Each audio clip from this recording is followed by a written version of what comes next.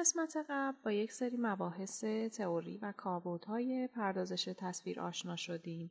سطوح مختلف پردازش رو مطرح کردیم که از یک دید به 3 دسته تقسیم میشد: پردازش سطح پایین، پردازش میانی و پردازش سطح بالا که در اون از تکنیک‌های بینایی ماشین هم استفاده میشد تا ما بتونیم به یک درک درستی از تصویر مورد نظر برسیم.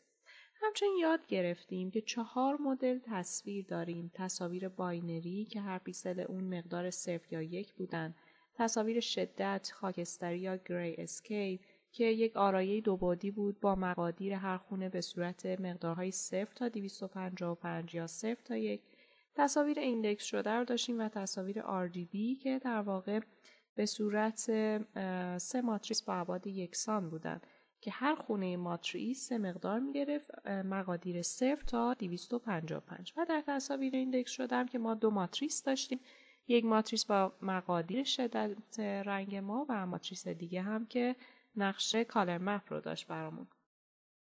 فرمت‌های تصویر رو بر اساس معیارهای مورد بررسی قرار دادیم. در نهایت با نحوه خوندن یا لود کردن تصاویر، نوشتن یا سیو کردن و نمایش تصاویر آشنا شدیم.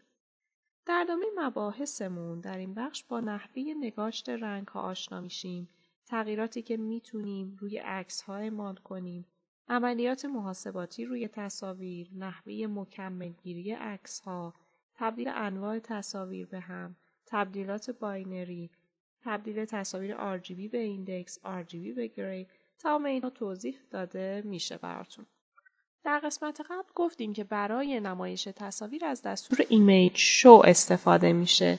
توی این قسمت با یک دستور مشابه دیگه هم آشنا میشیم. خب دستور کلیر آل برای پاک کردن تمام متغیرها. کامند ویندو رو هم پاک میکنم. CLC به این صورت. فرض کنید که ما یک ماتریس داریم که تمام اندیس‌های خونه‌های اون 0 باشه. حالا برای ایجاد یک ماتریس با مقادیر 0 توی قسمت اول من گفتم از دستور 0S استفاده می‌کنیم. من میخوام برای یک ماتریسم بیام شماره سطح و ستون رو بگیرم، اونها رو با هم جمع کنم و در نهایت توی خروجی مقدار خونه مورد نظر رو نشون بدم. من ماتریس 0 با ابعاد 10 در 10 ایجاد میکنم. حالا میخوام دستوری بنویسم که بیاد تک تک خونه ها رو مورد بررسی قرار بده، شماره سطر و ستون یک خونه رو بگیره، یک اندیس رو بگیره، اونها رو با هم جمع کنه و در نهایت باز خروجی رو با مقدار خونه مورد نظرش جمع کنه. برای این کار از دستور for استفاده میکنیم. for متغیر m بیانگر شماره سطرهای من هست. در مطلب ما اندیس 0 نداریم، بنابراین شماره گذاری رو از 1 شروع میکنیم. 1 تا 10 که شماره در حقیقت سطرهای ما هست. for n بیانگر شماره ستونهای ماست از 1 تا 10.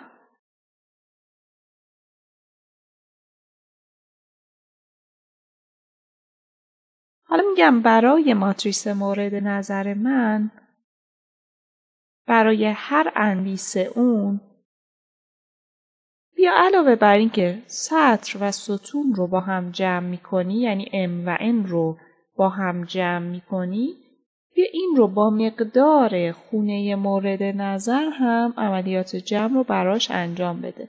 حالا اینجا ما مقدار تمام خونه هامون تو حالت اولیه چنده؟ 0. در حالت اولیه 0، بنابراین چون مقدار خونه من 0 هست در حالت اولیه، من به جای این A, M و N میذارم 1 به علاوه 1 and یک end هم برای for اولیه. حالا میخوام مقادیر خونه های ماتریس رو به من نشون بده. اگه خاطرتون باشه توی قسمت اول گفته شد زمانی که شما میخواید مقادیر یک متغیر رو در کامند ویندو ببینید باید نام اون متغیر توی خروجی نوشته بشه. حالا من میخوام در زمان اجرا بعد از مقداردهی خونه های ماتریکسم یک اجرا در کامند ویندو داشته باشم و مقادیر خونه های ماتریس رو توی کامند ویندو بتونم ببینم. پس اینجا میذارم A، نام متغیر فراخوانی میشه و همینطور که دستورات اجرا میشه به این کامند که میرسه توی کامند ویندو رو نشون میده. و در نهایت از دستور ایمیج C نام متغیر که هست A یا نام ماتریس استفاده میکنیم. قبلش من برنامه رو باید ذخیره کنم با نام Capture Tree. برنامه رو سیو میکنم. Run. این از فیگرمون. خب ببینید دستورات اجرا شد. به متغیر A که میرسه در حقیقت ماتریسمون فراخوانی میشه. توی کامند ویندو نشون داده میشه. حالا اینجا چه اتفاقی افتاده؟ شماره سطر و ستون با 1 اومده جمع شده. برای مقدار 3 من شماره سطر و ستون رو دارم چند؟ 1 و 1. خب طبیعتا m و n من 1 و 1 هست که با هم جمع بشه میشه 2 به علاوه 1 میشه 3. برای عنصر دوم توی سطر اول m من 1 هست، n من هست 2. 1 و 2 3 به علاوه 1 میشه 4 و به همین شکل تا الی آخر. در فیگر هم طیف رنگ‌های مختلف به ما نشون داده میشه. از آبی پررنگ شروع شده به تدریج رنگ‌ها تغییر میکنه. طیف رنگی سبز رو داریم، زرد، نارنجی، قرمز کمرنگ و در نهایت به قرمز پررنگ میرسیم. این از طیف‌های رنگی مختلف. همین دستور رو من به حالت دیگه هم میتونم بنویسم. نمونهش رو اینجا نوشتم. ماتریس 1 ایجاد میکنم. شماره سطر و شماره ستون در حقیقت مورد نظر رو جمع میکنم با مقدار شماره آرایه که همون 1 هست.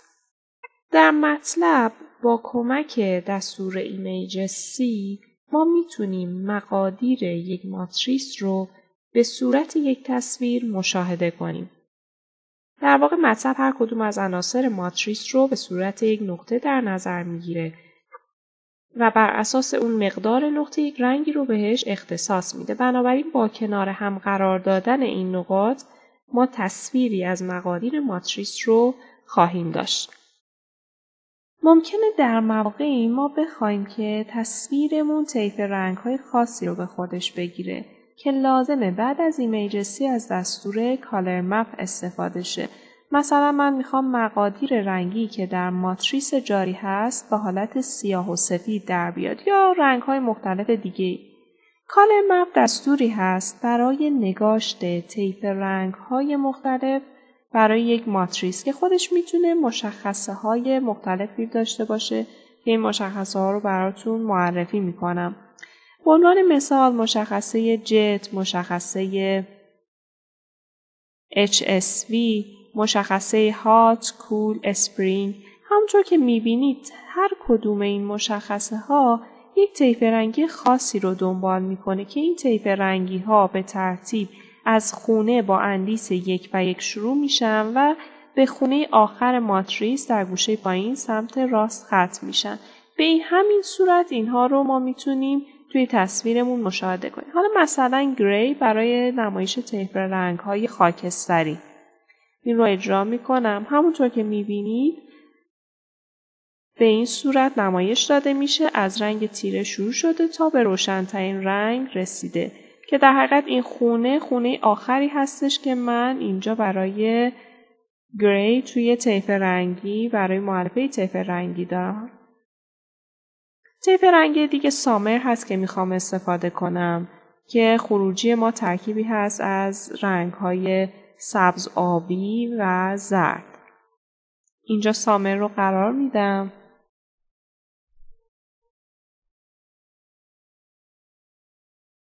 سامر اجرا میکنم. همونطور که میبینید اون طیف رنگی رو برامون اینجا نشون میده.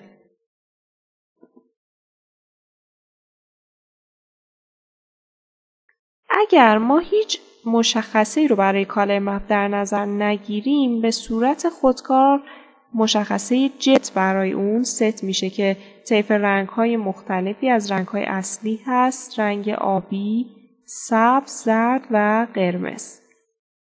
یکی از کاربردهایی که کالر مپ داره توی مسائل جغرافیایی و آب و هواست. به عنوان مثال توی یک نقشه‌ای که از یک منطقه کویری تهیه شده، ما می‌خوایم میزان گرمی و خشکی هوا رو مشخص کنیم، یا روی یک نقشه از کره زمین نقاط سردسیر و گرمسیر رو معلوم کنیم.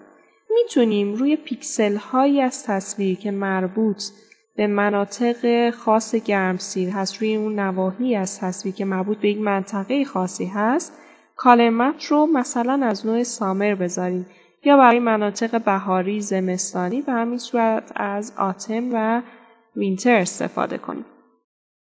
همونطور که قبلا توضیح داده شد، ما هر تصویر رنگی رو میتونیم با استفاده از 3 مؤلفه رد، گرین و بلو مشخص کنیم که در واقع اینها به صورت 3 ماتریس هستن که در کنار هم قرار میگیرن.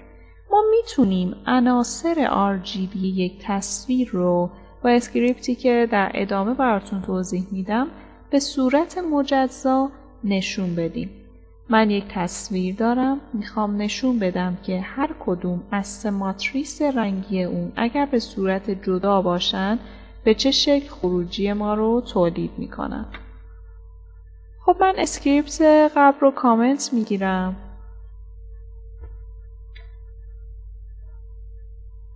اول باید یک تصویر لود کنم. تصویر رو انتخاب میکنم. به عنوان مثال همین تصویر مورد نظر، نامش رو تغییر میدم، میذارم RGB، تصویر RGB از نوع JPG. خب مسیر مورد نظر رو کپی میکنم، فایل رو لود میکنم، در متغیر IMG میریزم، IMRead، مسیر تصویر \RGB.jpg.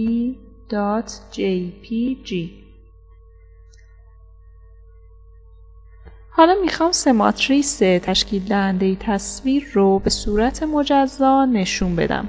پس در فیگرم برای نمایش خروجی برای 3 ماتریس باید فضا تولید کنم. فیگرم رو به 3 قسمت تقسیم میکنم و هر پوزیشن برای نمایش یک ماتریس. پس از ساپلات استفاده میکنم. میخوام فیگرم به این صورت باشه که 3 سطر داشته باشه و به صورت ستونی، در واقع در یک ستونی 3 سطر نشون داده بشن. پس میذارم 3 1 موقعیت اول،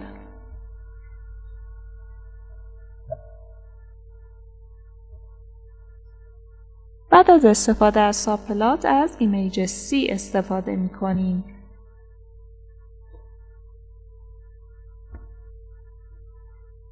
ایمیج C. خب حالا میخوام تمام سطرها و تمام ستونهای ماتریس اولم که ماتریس در واقع رد هست نشون داده بشه. متغیر رو میذارم، متغیر IMG که تصویر لود شده رو داره، تمام سطرها، 2 نقطه به معنی تمام ستونها و ماتریس شماره 1. پرانتز رو میبندم، تایتل هم بهش اختصاص میدم، چون ماتریس اول هست ماتریس رد، نامش رو تایتلش رو میذارم رد. به همین صورت برای 2 ماتریس دیگه هم ما میتونیم عمل کنیم. ساپلات 3 1 پوزیشن دوم،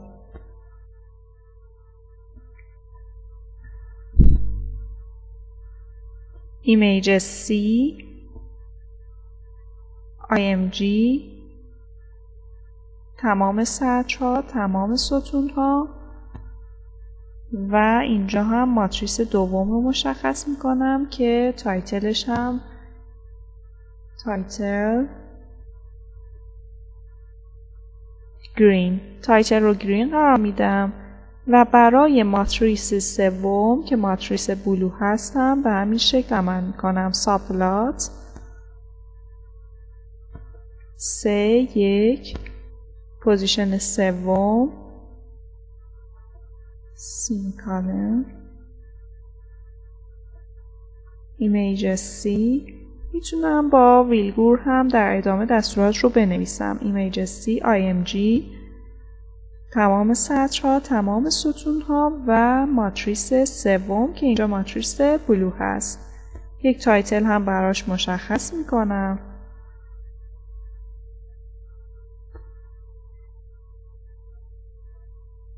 بلو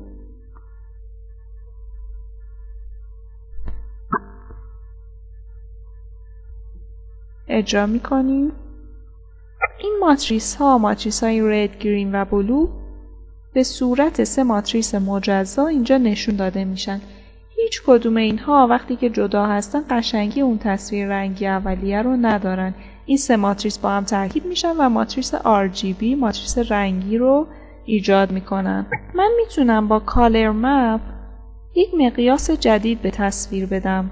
به عنوان مثال کالر مپ رو میذارم HSV یا مثلا گری که ببینم توی خروجی این رو بهتون نشون میدم. خروجی رو به این شکل تغییر داد. مثلا گری میذارم، خروجی به این صورت نشون داده میشه. کالر مپ بر اساس مقادیر ورودی که توی تصویرمون هست یا ما براش انتخاب میکنیم و در مطلب هم تعریف شده برای تک تک خونه های ماتریس عکسمون مقادیر بین 0 تا 1 در نظر میگیره. بنابراین هر عکس حکم یک برداری رو داره که طیف رنگی خاصی رو برامون مطرح میکنه. در ادامه با عملیات تغییر اندازه و جهت تصاویر آشنا میشیم. خب برای جداسازی بلاک ها از علامت 2% پشت سر هم استفاده میکنیم.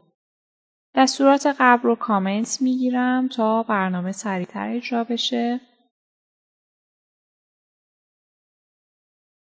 یک تصویر انتخاب میکنم. تصویر رنگی Colors از نوع JPG با ابعاد 600 در 391.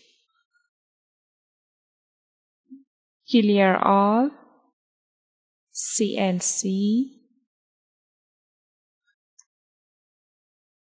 برای پاک کردن کامند ویندو حالا باید تصویر رو لود کنیم. در داخل متغیر A قرار میدم. IMRead. حالا باید مسیر عکس رو کپی کنم چون عکس انتخابی من در خارج از مسیر پیشفرض نصب نرم افزار مطلب قرار گرفته. در داخل سینگل کوتیشن مسیر عکس رو همراه با نام اون قرار میدم.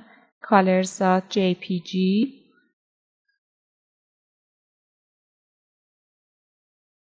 برای نمایش عکس IMShow A اجرا میکنم تا عکسمون رو ببینیم در حالت اجرا شده. خب این رو من ببندم. مجدد اجرا میکنم. این تصویر رنگی من هست که میخوام عملیات تغییر اندازه و جهت رو روی اون انجام بدم. برای تغییر سایز عکس ما از دستور IMResize استفاده میکنیم. در داخل متغیر A2 قرارش میدم. IMResize چند تا پارامتر داره. پارامتر اول که تصویری هستش که در حالت اولیه انتخاب شده، لود شده از یک مسیر اصلی که اینجا متغیر A هست. پارامتر دوم یک مقیاس هست. یک مقیاس که نشون دهنده میزان بزرگ شدن تصویر یا کوچک شدن عکس ماست.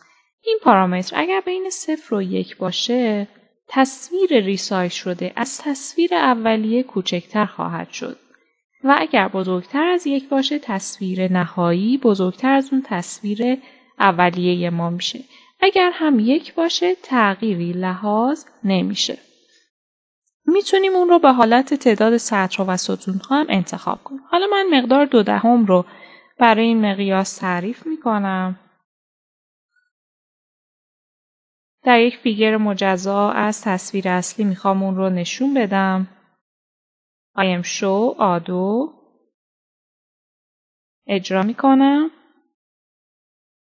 خب اگر این رو با تصویر اصلی مقایسه کنیم، تمام ابعاد تصویرمون به اندازه 0.2 مرتبه کوچکتر از حالت اولیه شدن و به همون نسبت هم از کیفیت تصویر کاسته میشه.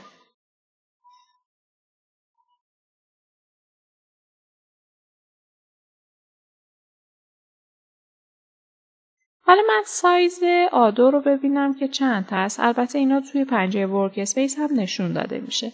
79, 120 و 3 ابعاد تصویر آدوی من هست.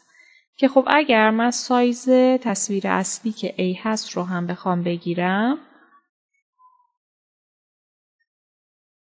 میبینم که تمام ابعاد تصویرم به اندازه 0.2 مرتبه کوچکتر شدن. 0.2 یا 1/5 600 برابر است با 120 و 1/5 391 هم میشه 79 که نشون دهنده تغییر سایز و کوچکتر شدن تصویر ماست. روش دیگه برای ریسایز اینه که ما ماتریسی با ابعاد مشخص برای سطرها و ستونهای تصویر جدیدمون تعریف کنیم. حالا من اینجا ابعاد سطرها و ستونها رو میخوام جابجا کنم، یعنی 391 رو میذارم برای ستونها و 600 رو میذارم برای سطرها.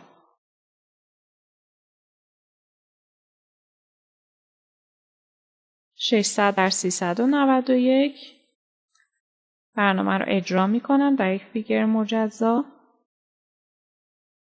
خب این که تصویر اصلی من هست، تصویر اولی که لود میشه از مسیرمون و این هم تصویری هست که در واقع ابعاد سطرها و ستونهای اون جابجا شده.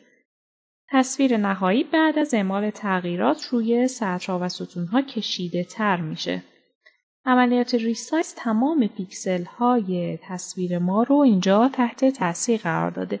به همون نسبت هم میتونه روی کیفیت تصویرمون تاثیرگذار باشه. زمانی که شما عملیات تغییر اندازه یا تغییر جهت عکس رو انجام میدین، تمام پیکسل های تصویر تحت تاثیر قرار میگیرن.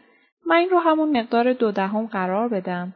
بنابراین تمام پیکسل های تصویرتون نیاز به درونیابی دارن که نوع روش درونیابی رو براتون توضیح میدن.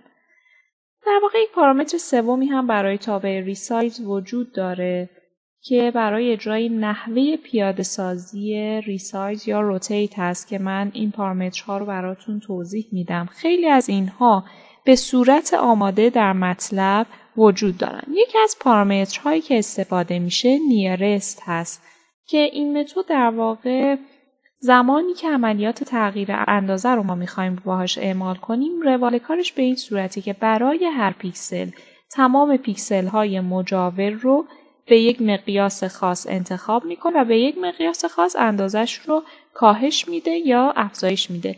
دقت کنید که این رشته متنی که در واقع متد ماست باید در داخل سینگل کوتیشن نوشته بشه. متد بعدی متد بایلینیر هست که در واقع عمل درونیابی رو با 2 پیکسل همسایه انجام میده. متد بایکیوبیک رو داریم که عملیات درونیابی رو به صورت مربعی و یا همسایه‌های 4گانه اجرا میکنه. متد باکس رو داریم. متد تریانگل که به صورت مثلثی همسایه ها رو انتخاب میکنه. متد کیوبیک که میانگین پیکسل ها رو در نظر میگیره و به صورت مکعبی عمل میکنه در 4 طرف تصویر. در خروجی فقط تصویر ریسایز شده رو ما میبینیم. خب من اینجا نیرست رو قرار میدم به عنوان متدی که عملیات درونیابی رو انجام میده. کلوز آل اجرا میکنم.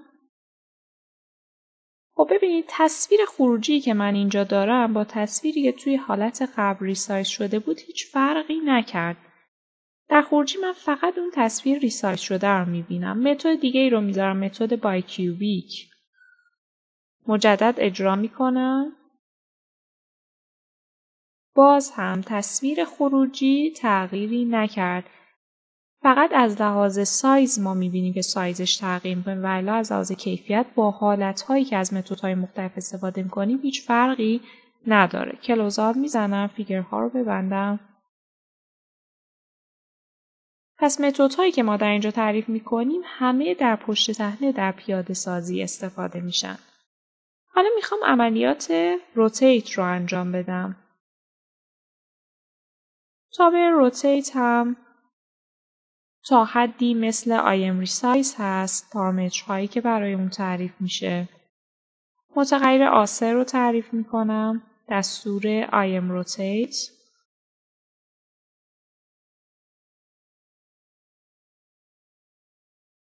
پارامترهایی که براش در نظر میگیریم تصویر اولیه ماست که لود شده، مثل حالت قبل، مثل حالت IM resize که در اینجا A2 هست. من میخوام تصویر کوچک شده، ریسایز شده رو تغییر زاویه بدم. پارامتر دوم انجل در واقع زاویه‌ای هست که ما به وسیله اون مشخص میکنیم چه درجه‌ای تصویرمون چرخش داشته باشه. مطلب خودش به صورت پیش‌فرض زاویه ها رو دارای مقدار مثبت در نظر میگیره. مقدار مثبت هم نیازی نیست که ما اینجا براش مثبت بذاریم، فقط کافی یک عددی رو تعریف کنیم.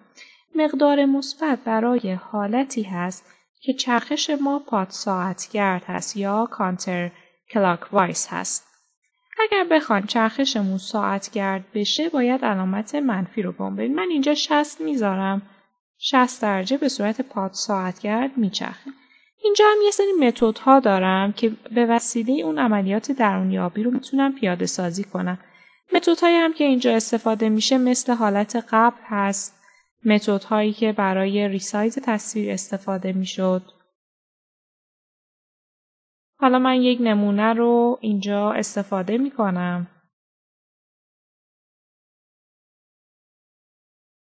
چون عملیات چرخش باید روی تک تک پیکسل های تصویرمون اعمال بشه، اینجا هم ما میتونیم یکی از اون متدها رو انتخاب کنیم. متد بایلینیر.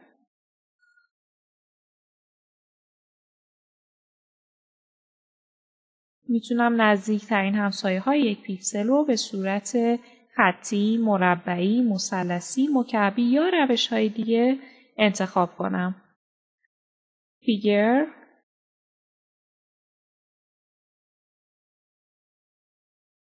برای اینکه تغییرات تمام تصاویر رو من در داخل یک فیگر ببینم و بخوام با هم مقایسه کنم، از ساپلات استفاده می کنم. 3 تا عکس دارم. تصویر اصلی، تصویر ریسایز شده و تصویر روتیت شده. ساپلات 1 3 1 برای تصویر اصلی،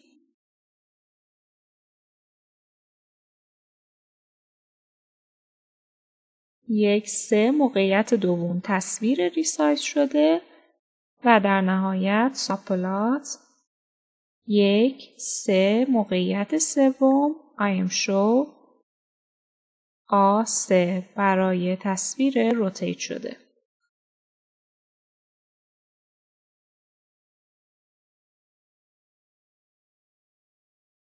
اجرا می کنم.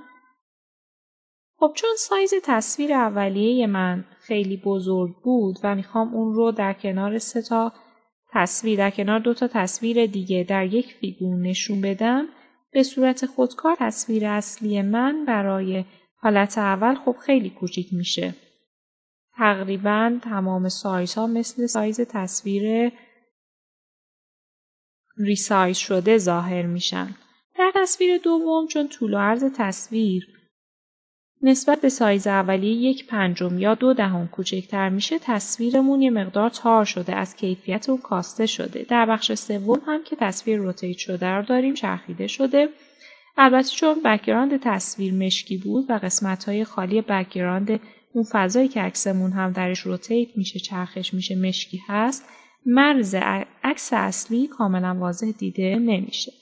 خب حالا یک عکس از مسیر عکس‌های مطلب توی درایو سی من انتخاب میکنم که بک‌گراند مشکی نداشته باشه. گوشه ایمیجز، IM دیتا، به عنوان مثال عکس فوتبال با پسوند JPG رو انتخاب میکنم.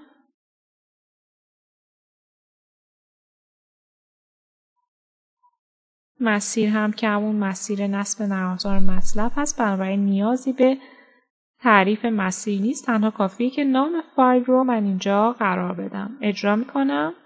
خب ببینید به این صورت در میاد. بک‌گراند این فضا مشکی هست. تصویر من به میزان زاویه‌ای که براش تعریف کردم چرخش داشت.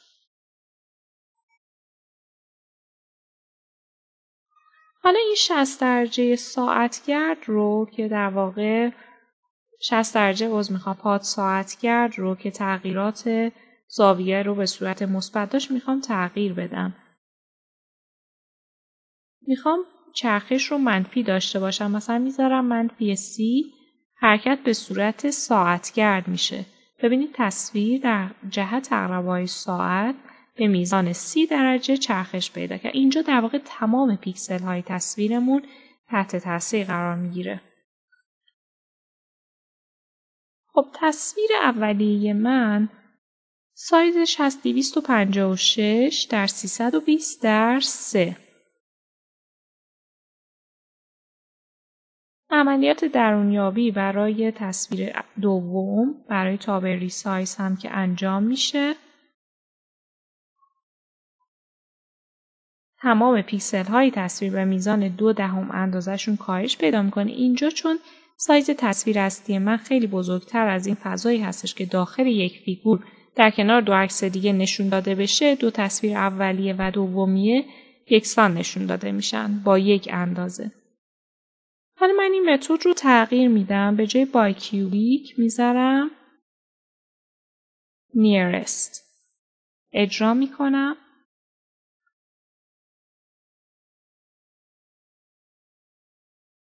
توی تصویر خروجی تفاوت چندانی حاصل نشد. ابعاد تصویر همونطور که میبینید ثابت باقی موندن. تصویر A2 در واقع تمام ابعادش به میزان 1/3 به میزان 1/5 کاهش پیدا کردن. خب متد رو برای آیم روتیت تغییر میدم. میذارم بای کیوبیک. اجرا میکنم.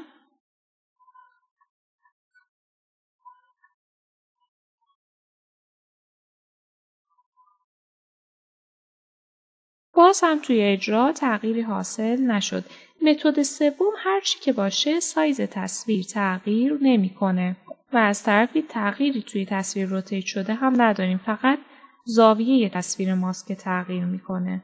اینها متدهایی هستن برای درونیابی که کاربر در خروجی متوجه نحوه پیاده سازی اونها نمیشه.